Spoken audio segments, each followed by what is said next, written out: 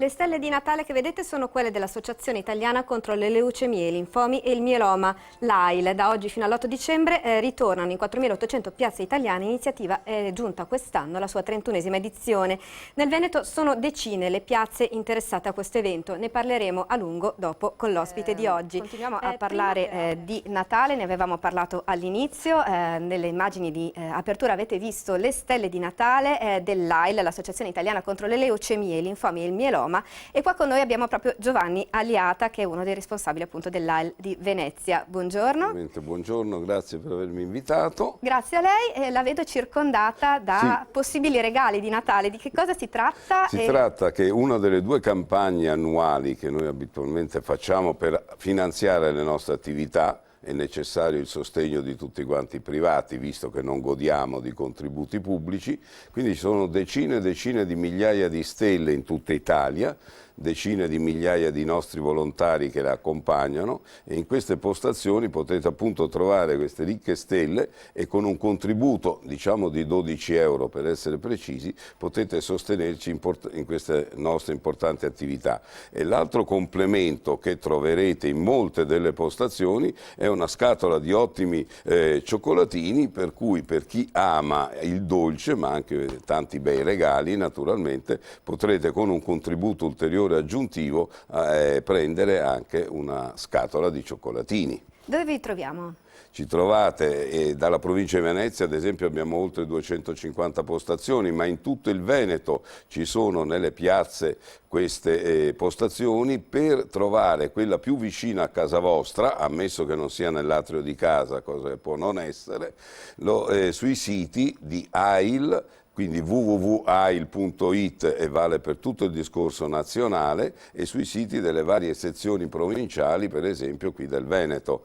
Avrete l'elenco delle postazioni, gli orari, e quindi potete venire e darci una mano. Quindi fino all'8? Fino all'8, fino a domenica 8. Perché dovete darci una mano? Perché le attività dell'AIL sono molto diversificate e noi facciamo, rispetto a questo campo delle patologie ematologiche, interventi sia sulle famiglie, quindi a sostegno delle famiglie di tutti i generi, finanziari, psicologici, fornendo servizi tipo i trasporti, fornendo servizi come le case alloggio nei pressi dei luoghi di cura. Quindi c'è un molto forte interesse alla persona, ma visto che per guarire da queste malattie, che è la cosa sostanziale, dobbiamo investire molto in ricerca. Noi abbiamo ad esempio consorzi di ricerca nazionali che coordinano tutte le ematologie italiane. L'ematologia italiana è una delle prime del mondo, anche grazie all'AIL, in 50 anni di attività, perché festeggiamo quest'anno il 50° dell'Associazione Nazionale,